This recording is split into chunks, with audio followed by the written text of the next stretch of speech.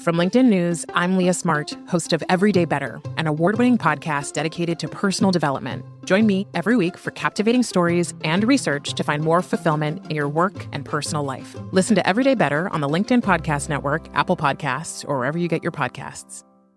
From LinkedIn News, I'm Jessie Hempel, host of the Hello Monday podcast. Start your week with the Hello Monday podcast. We'll navigate career pivots. We'll learn where happiness fits in. Listen to Hello Monday with me, Jessie Hempel, on the LinkedIn Podcast Network or wherever you get your podcasts.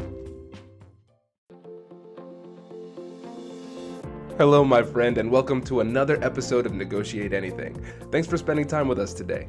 It's listeners like you in 181 different countries that have made Negotiate Anything the most popular negotiation and conflict resolution podcast in the world. I'm your host, Kwame Christian. I'm a business lawyer, mediator, professor, and the director of the American Negotiation Institute. Before we get started, I have two quick questions for you. Is negotiation a critical part of what you do? Do you need to resolve conflict and persuade at work? If you answered yes to both of those questions, visit our website to learn more about our negotiation workshops. We've traveled the country working with professionals just like you, and we'd love to have the opportunity to work with you too. Check out the link in the description to learn more. Ariana, thanks for joining us today. Thank you so much for having me, Kwame. This is really such a fun opportunity. Yes. I like using this as an opportunity to catch up with friends while sharing a good message to the world. So how about you get us started by telling us a little bit about yourself and what you do? Sure. My name is Ariana Tadler. I am the founding partner of Tadler Law LLP, which is a women-owned WBENC certified litigation boutique. We're principally located in New York, although we have a national legal practice, and we focus on complex litigation, class action litigation. We also have specialization across the entire team in an area called electronic discovery, which deals with all of your data that you have. And I am also the co-founder of a company by the name of Meta-e Discovery, which is a data hosting, management, and consulting company. That is fantastic and very impressive, and you must be pretty busy, I'd assume. I definitely am able to fulfill all the hours in the day. The word busy is one that I think I struggle with because I sometimes think it has negative connotations. And so I'm trying to find a word in 2021 that encapsulates what does it mean to fill all those hours in the day and still have more things to do. Oh, I like that. Yeah, I think that's really the balance that a lot of us are trying to figure out. So if you figure it out, let us know. We'll have you back on the show. Absolutely.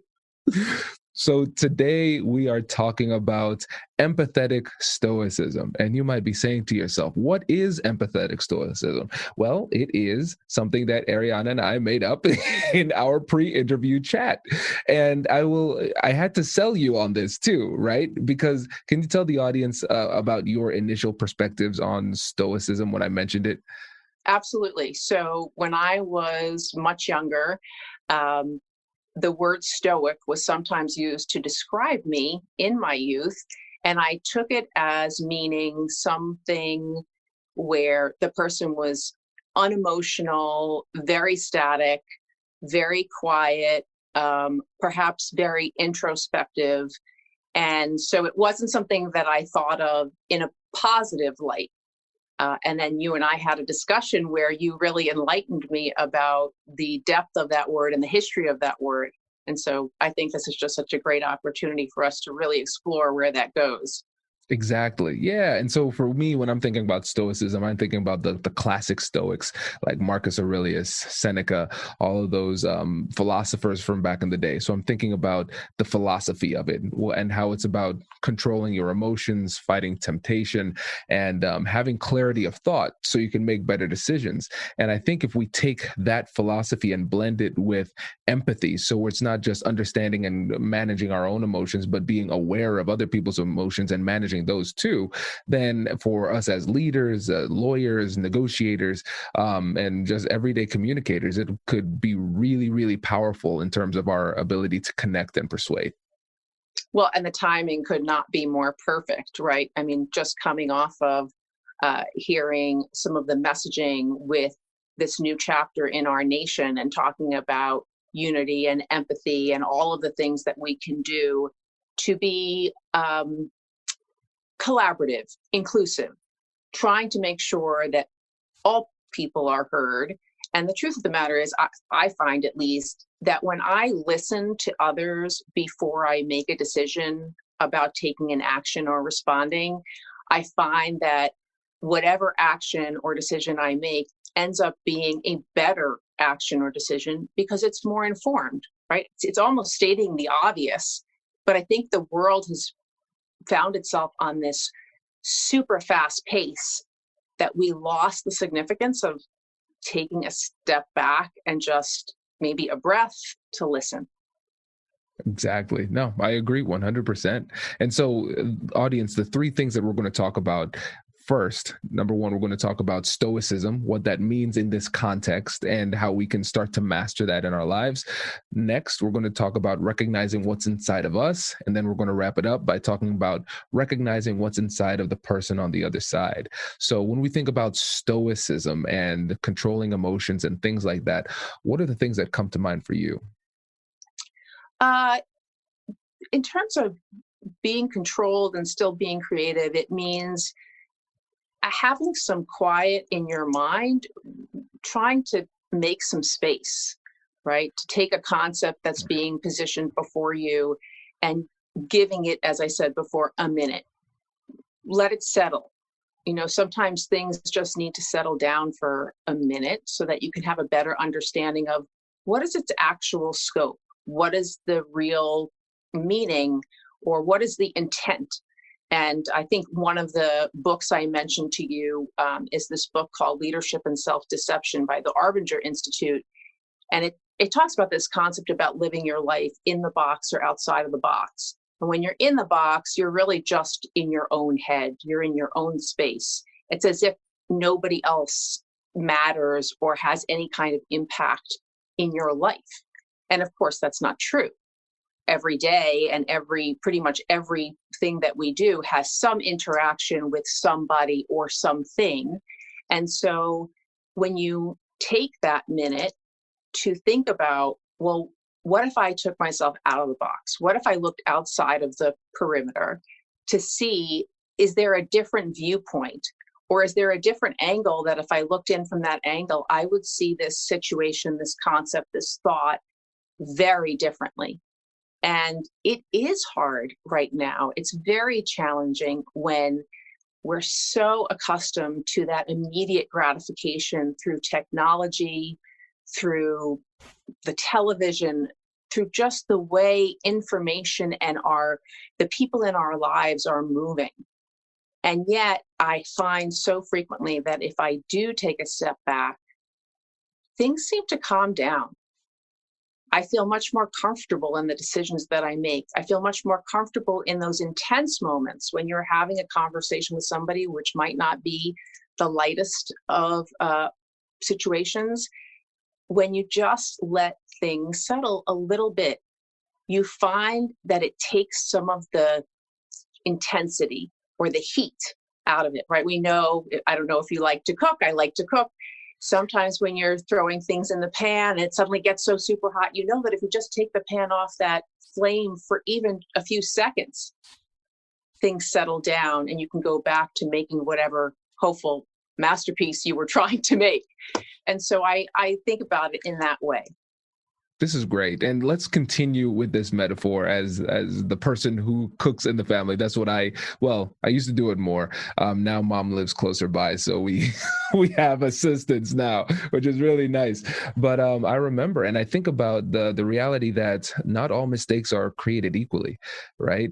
And so I realized, okay, if I burn this food, we are done. I can't come back from that. But if I'm a little bit under, okay, I can recognize that, then I can put a little bit more on. And so if we think about this in terms of the heat of the battle, one might say, or a difficult conversation where there's high level of emotionality, we might find ourselves in this conversation and we say, okay, let's take a moment, let's pull ourselves back. But then sometimes we might make the mistake of overestimating our abilities, or getting too caught up in the heat of the moment. And then we say or do something that we can't recover from. And that is the burn, right? And you're done.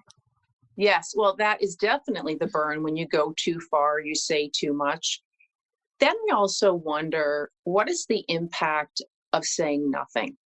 So my husband and I just recently had a situation in communicating with some folks, and things got very hot and everybody just stopped communicating. And I left that conversation, if you can call it a conversation, feeling that it was not complete. People had not finished saying what they had to say. Then again, if they did say what they really wanted to say in that moment, being reactive, which you and I have spoken about, I don't like to be reactive, I like to be responsive. In this particular situation, the communications just stopped. And I have continued to dwell on that. I'm not a dweller, but I have dwelled on that, thinking, I feel like I have something to say. There are so many different personalities involved. I am, to some extent, one step removed from the key participants in the conversation. I'm a participant. I was invited in to be part of the conversation, but there are some key players in the conversation. And I was concerned that if I spoke up, that because of the position I had, I might have created more friction than we wanted. That was my thought then. Days passed, and then I started thinking, I didn't close that. It turns out something else has now come up in a communication with the same players, and it looks as if we're going to now move forward and we're going to leave that difficult conversation behind. So I'm okay with it now because of how it's played out. But I will say, for the last number of days, I really was sort of fixated on it. I really should say something. I should say something. Sometimes you shouldn't say something, especially if you're not among the key players. Sometimes there's a role for you to play that by being quiet, the fact that they invited you in as, sort of round two, maybe the hope was that by your being quiet, you'd help things settle down a little bit. Hi, I'm Katherine Kanapke, and I'm the Chief Operating Officer here at the American Negotiation Institute. Did you know our company offers completely customizable negotiation workshops? The negotiation and conflict resolution skills that your team will learn from these workshops are beneficial across all professions, but they're especially useful in procurement, purchasing, sales, sourcing, and contract management. Our calendar is filling up quickly, and we even have some workshops scheduled for next year. If you think you might want one, I'd suggest reaching out soon so you don't miss out. Check out the link in the description to learn more. Also, be sure to check out our YouTube, LinkedIn, and Instagram accounts to see our daily negotiation content. Thanks for listening. Raise the rudders! Raise the sails! Raise the sails! Captain, an unidentified ship is approaching. Over. Roger. Wait, is that an enterprise sales solution? Reach sales professionals, not professional sailors. With LinkedIn ads, you can target the right people by industry, job title, and more. We'll even give you a $100 credit on your next campaign. Get started today at linkedin.com/marketer. Terms and conditions apply. Yeah, that's so powerful. And it's so funny because they said that was an example that they gave in the book on Stoicism that I just read. The book is by Ryan Holiday, Stillness is the Way. And they were referring to, I think the guy's name was Fabian fighting Hannibal. And way back in the day. And so everybody wanted him to be more aggressive and actually engage in the battle. And he said, no, actually, what we need to do is wait, and his army will become depleted, and then it would be much better for us to attack when he is weaker. There was power in restraint, in doing nothing. And that's a big part of it. And I know this is almost going to seem contrary to what we often say in the podcast, because I'm always talking about being proactive, engaging, having the conversation. But that is I think that's an appropriate bias towards being proactive and having these conversations, leaning in. But we also have to be able to slow down, pause, and think through it so we can then implement the proper strategy. We can't really trust ourselves in the moment when we are flooded with emotions to make the proper decision. Let me take a day, maybe even two, to think about what the right approach is. And what you came up with in that situation is the right approach is to not approach and let this play itself out. Right. Recognizing, again, what role are you there to play in that particular circumstance or that particular situation.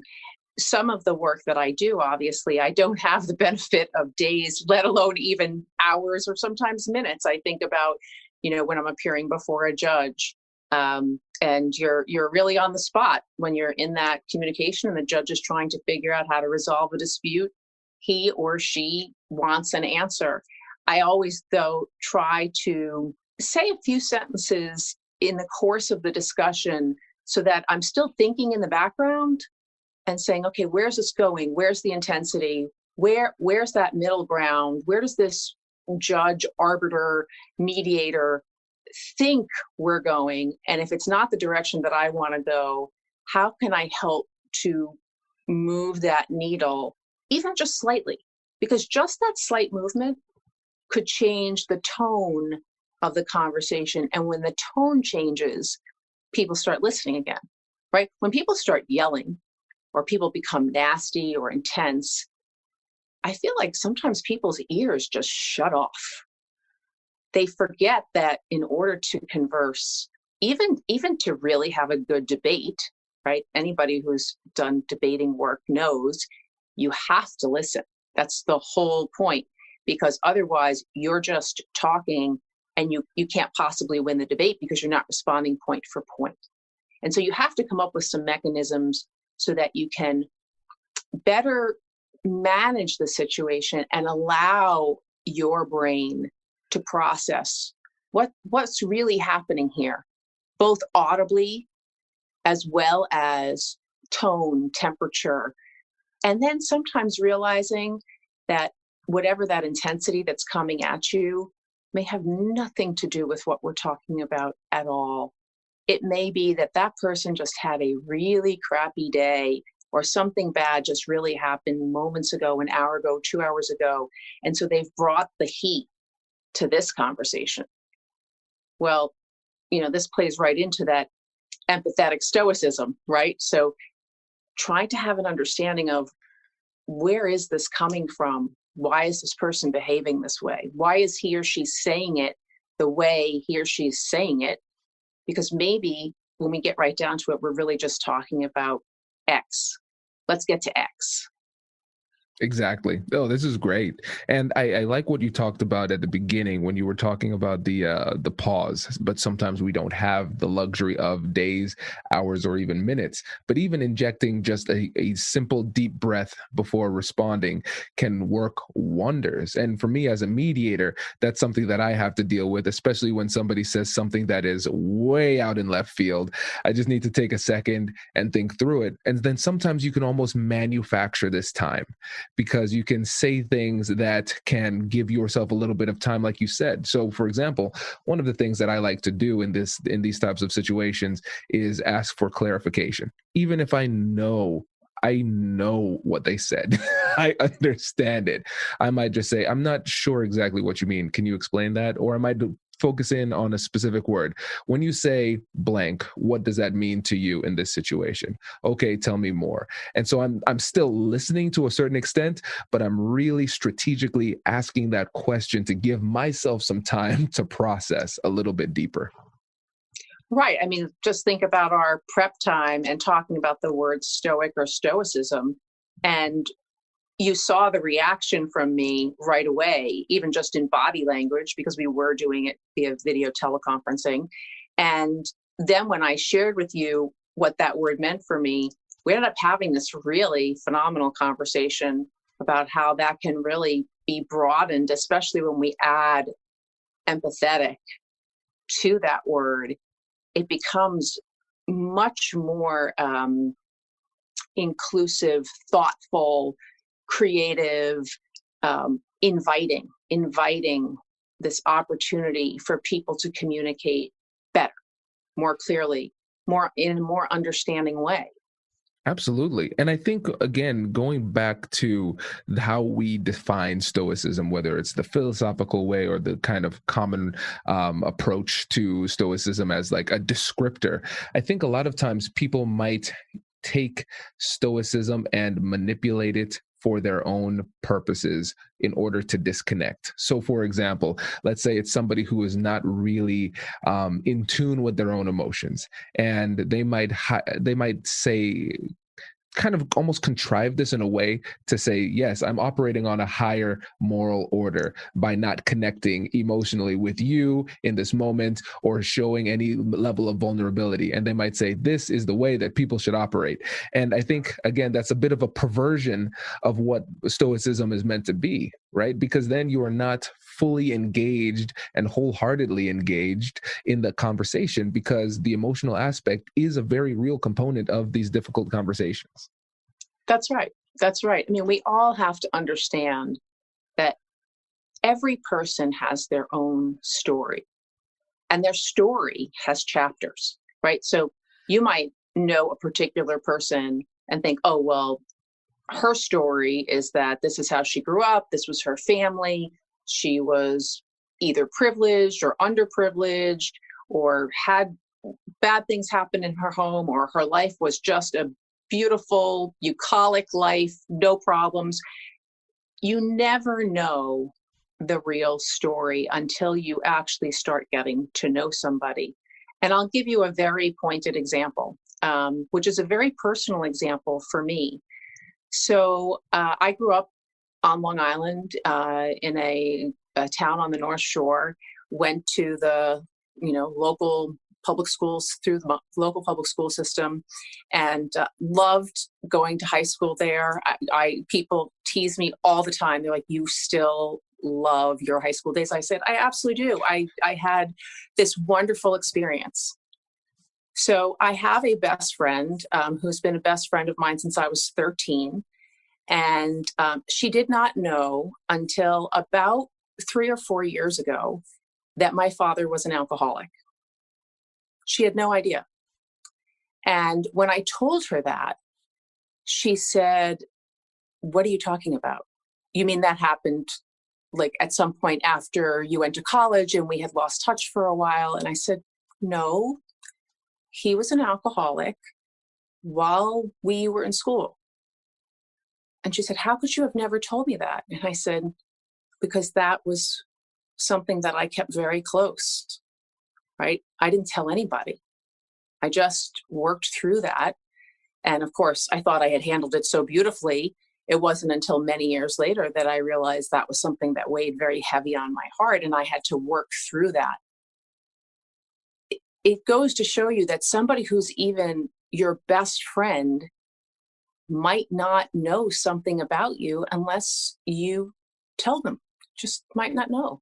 And with the time we have left, I want to get to the other two things, because we have recognizing what's inside of you and then recognizing what's inside of them. And we've touched on these a little bit, but I really want to dig deeply into this too, because this goes toward, yes, stoicism, self-awareness, that part of it, but also self-directed empathy, getting an understanding of how you see, think, and feel about this.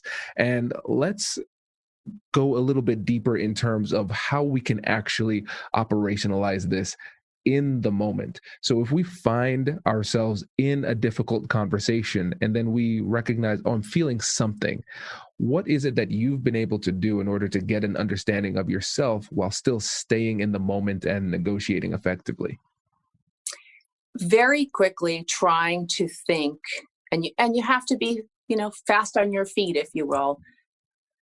Why am I having a visceral reaction if I'm having a visceral reaction?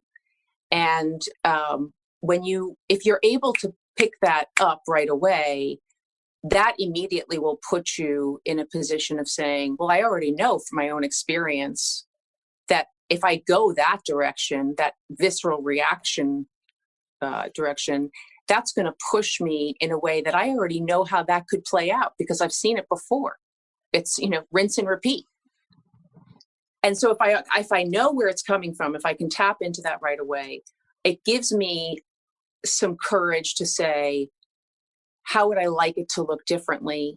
What could I do right now, even just to put a quick pause or a quick breath, a quick another sentence or two, so that I can strategize a little bit. And maybe if I say something differently, more calmly, more thoughtful, or sometimes, quite frankly, more harshly, the conversation could go differently. And I will tell you that I've had to do that just like many people. And I can think of a particular conversation with my dad, again, whom I absolutely adored. And I think positively about him every day. We had a conversation where, he was so accustomed to being the patriarch of the family and running the show, and everybody just kind of fell in line. And he had one of these moments of being loud and demanding. And I just took a breath and said, no, I don't want to do that anymore. And I'm not going to. And there wasn't screaming. There wasn't yelling.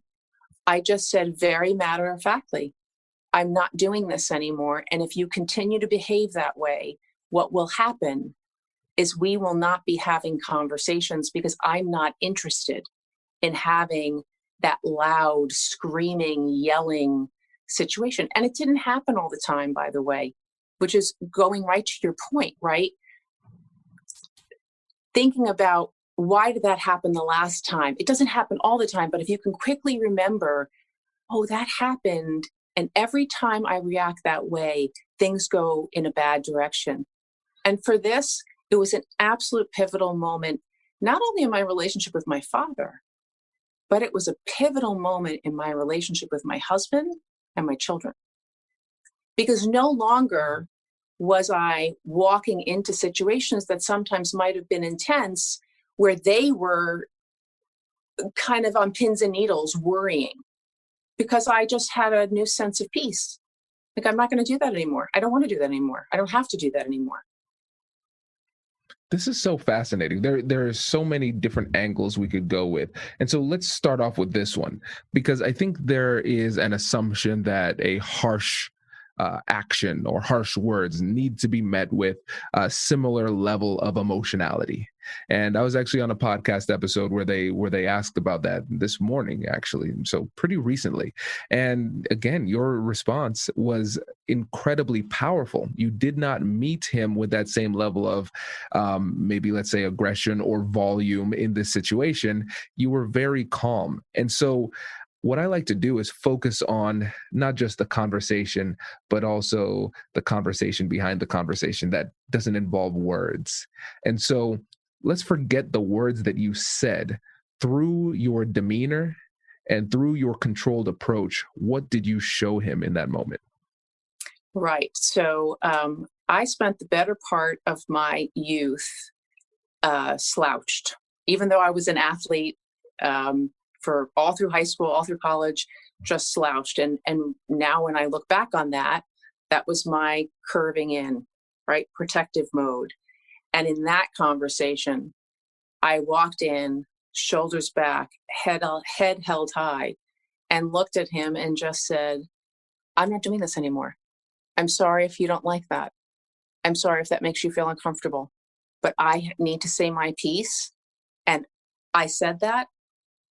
And there was potentially maybe 2 seconds, 3 seconds, maybe there were 3 seconds where he could have said something to bring me back into that heat. I had already 180'd out the door. I was already out. Now that's an intense conversation. And again, I don't want anybody to walk away from this conversation thinking poor things about my dad, because he was very highly functional and successful. And again, I loved him so much. I have had other conversations with people where, again, you look back and think, well, why did things play out that way? Why did they feel that they could speak to me that way or treat me that way? You play a role in that too. I don't want to say that like the victim psychology, that's not what I'm talking about. But if you don't hold your ground, if you don't show a sense of self-control, not in a way that is overly manipulated or restricted, but self-control in terms of who are you? Who do you want to be? We think about all these people, whether it's, executive coaches or evangelists, you have to actually vocalize and visualize who you want to be. It's actually very powerful.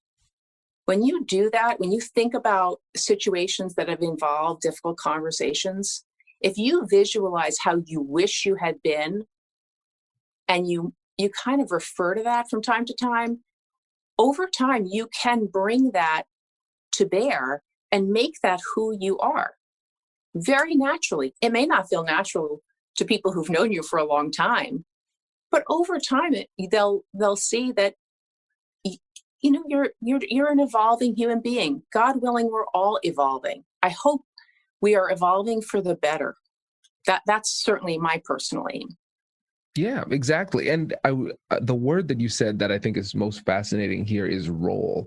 We played a role in that. And if we think about a role in a TV show or in the theater or something like that, you have a character and a role that you're playing, and you interact with other people and they have a role. And the balance of the play is contingent upon people staying in their roles.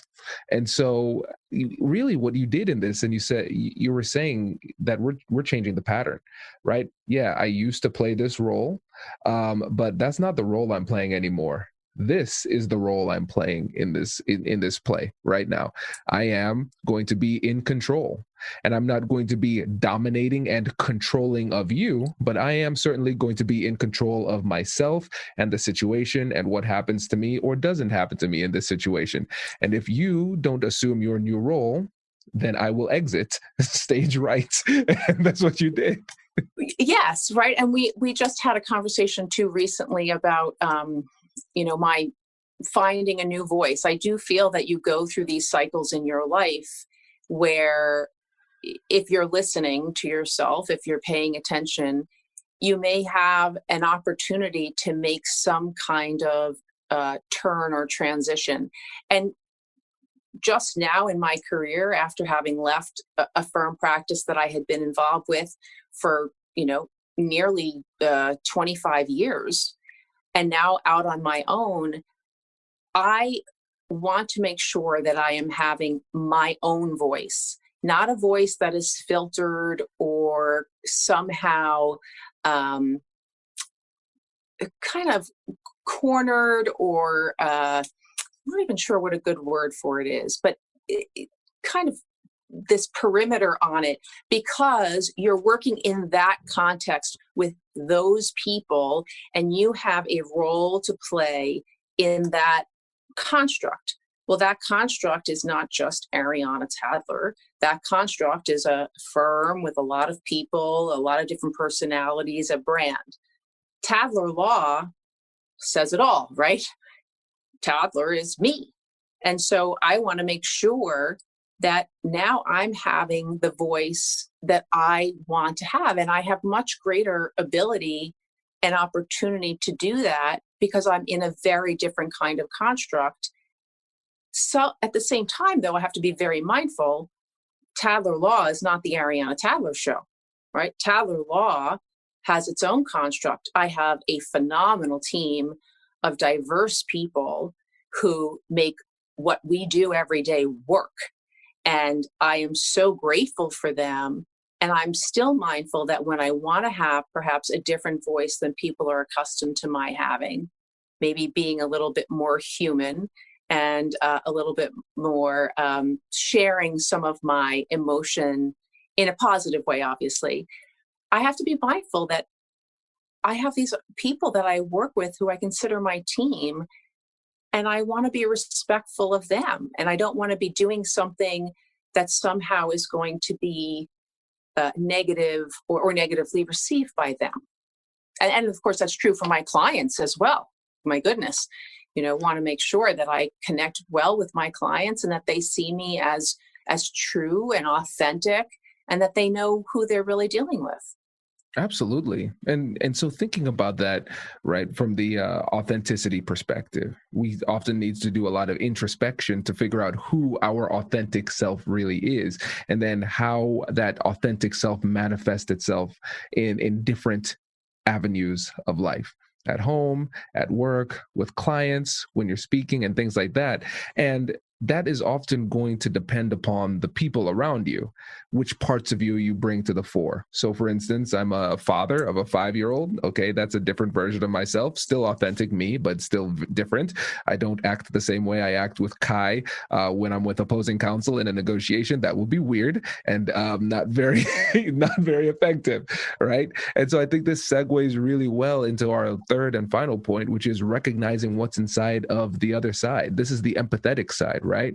And so we're seeing how our authentic self-expression will be in many ways moderated by the people who are around us. We're going to adjust ourselves, still being authentic based on the people around us. And so can you tell us more about the heart of this part where we're talking about recognizing what's inside of other people? Yes, and I love that you give that example with your relationship with Kai versus when you're, managing a negotiation or in a case matter. Everybody, remember what I said, everybody has a story, and in the story there are chapters. And when you think about a book with chapters, there are also characters.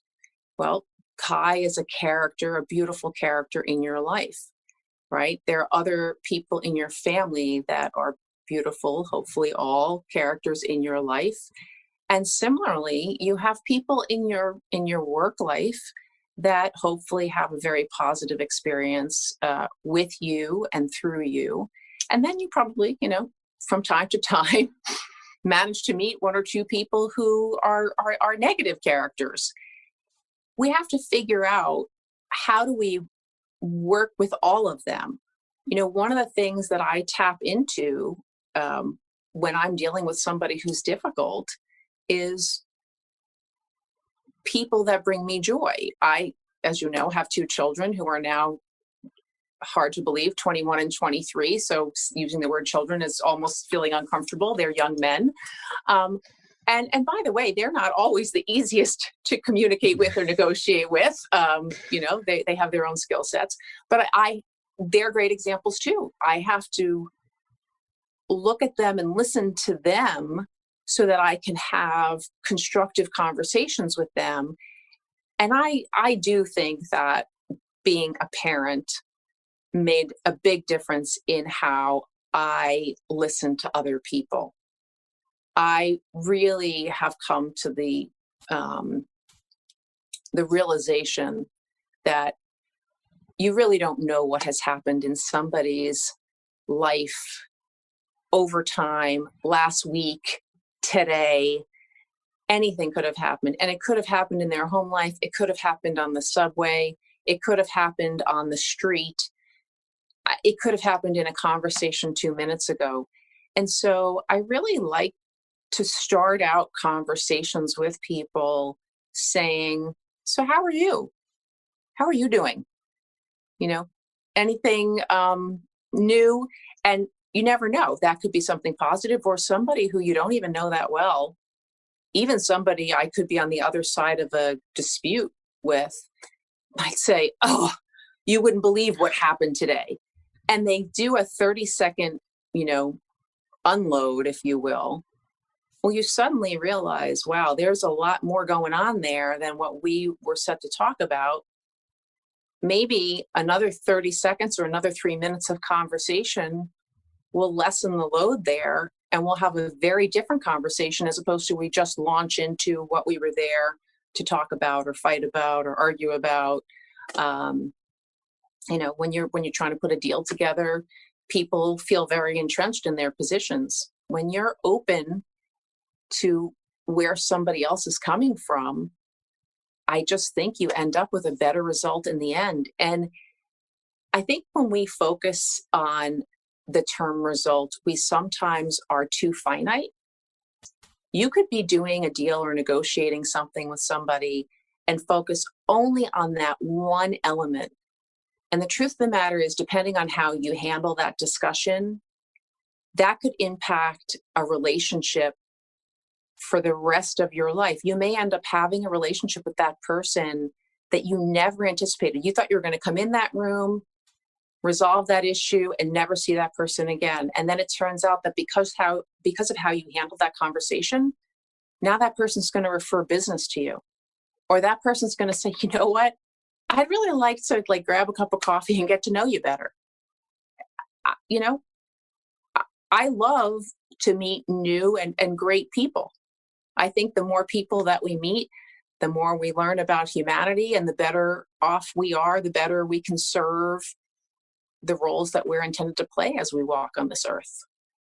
Yeah, it makes a lot of sense. And it goes back to timing too. You'd be really surprised at what information you can get when you just ask that question, how are you? And sometimes the information comes in the words that they say. Sometimes it's in the way that they respond, right? Oh, everything's cool. Or, yeah, everything's all right. Whoa. What was that? Especially with clients. Sometimes when I'm working with clients, I say, okay, we're pausing this conversation. What's going on? And we dig deeper. Oh, let's address that issue right now. That's something I could actually help with. You didn't think I could, but yes, this is something I could help with. In the context of a more heated business negotiation, they might have something going on where you just say, listen, sounds like you have a lot of stuff going on right now. Just take a second. Let's chat about this tomorrow. No rush. Because if you look back over the course of your life, there are some days where it doesn't matter what somebody does or said. They are in your way. You're a freight train. It's like, okay, there's my target. And it's like what they always say, hurt people, right? Yes. And so you don't want to be on the other side of that unnecessarily. So it's important to do that investigation and genuinely absorb the information, because that's important data that you can use to make a better decision. 100%. And I find that when you apply this type of approach, and I don't even like to put that word approach on it, it's, a style, or because you don't want it to be manipulative. It's not intended to be manipulative. It's intended to be authentic. I find that the majority of the time you learn something new. You learn also something that will facilitate what it is that you're trying to achieve, either indirectly or directly. And that's great. And I said the majority of the time. Let's not kid ourselves. There are some people out there that are just really crappy people. They just are. For me, it takes me a long time to figure out that somebody is really not a good person, because I am an optimist. I believe in the best of people. But sometimes there are people who just, they're never going to change. Doesn't matter how pleasant and nice you are. That's not going to deter me from being who I am naturally. And I actually really embrace that and remind myself or validate myself that that's a really good part of who Ariana is. That nobody's going to deter me from being that person. I like that person. Right. And a couple things there, because it can sometimes turn into a self-fulfilling prophecy. In your situation, a good self-fulfilling prophecy when you are essentially giving people the benefit of the doubt. And in my book, Finding Confidence in Conflict, I have a section called the benefit of the doubt. And we don't just do that because we're naive or anything like that. We do that because that helps us to perform at a higher level. And then let's say after numerous interactions, you just say, I gave a lot of chances here. This is just one of those few people, as my son would say in his book, a bad egg. Those exist. I use that term. I like that. I use that term. And so that's important to know. And so when we think about empathetic stoicism and the empathy required to understand where somebody else is coming from, sometimes people are just coming from bad places, and you need to know that so you can adjust accordingly. Yes. And, you and I have talked about issues pertaining to diversity and inclusion. And I've shared, examples of things that I've encountered as a woman. I'm not a person of color, so I can't presume to to know many of the experiences that my colleagues and friends have had. And then I have lots of colleagues who could never presume to know some of the walks I've had to walk in terms of being a woman, a female professional, and some of the things that I've experienced. And in some cases, I've seen such amazing change, really, because of changing the dialogue, changing how we come to the discussion, changing how we listen, giving it an extra minute. And then, there were some people who, they're not going to be moving forward with us. Right. They're just not. They're stuck, decades back. They like it there. Nobody else likes it there. I'm not going to make any more effort to try to pull them out of there. They're just where they are. And I, make myself feel better because I say to myself, you know what? It will come back to roost at some point. You're going to have something that happens in your life, whether it's because you have a daughter or you have a granddaughter, or, something happens to somebody who is a female colleague or friend of yours, and suddenly you're outraged or you're incensed or you're so sad. How come you weren't like that just engaging with any woman? Why? And will that be a learning opportunity for you or not? Some people, absolutely. Some people, no. And when you know that it's a no, you can stop trying. It's okay. You can stop trying. I'm a person who's pretty diligent. I stay on the path for a long time. I do keep trying. But at some point you do realize with certain folks that it's time to move on. You don't have to keep going to that well. That well's Absolutely. dry. Yeah, and think about it. Great negotiators know when to walk away.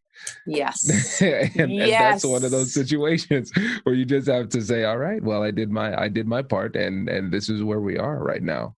So this has been incredible. And I know we are way over time for what an episode usually is, but this has been great. And I think we've explored a lot of cool topics and explored them in a different way, a different like a hybrid approach, stoicism and empathy, blending those things together to have a really powerful approach and mindset that we can take in our difficult conversations. And for the listeners out there who want to get in touch with you, learn more about your practice, your business, the work that you're doing, what's the best way? Best way is via email at atadler@tadlerlaw.com. Or if you're in the need for data management, consulting, hosting type services, you can get me at atadler@Meta-e Discovery.com.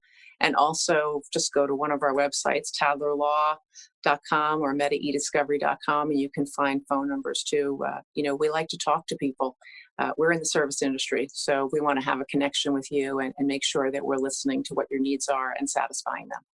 Fantastic. Ariana, thank you so much. We really appreciate it. Thank you.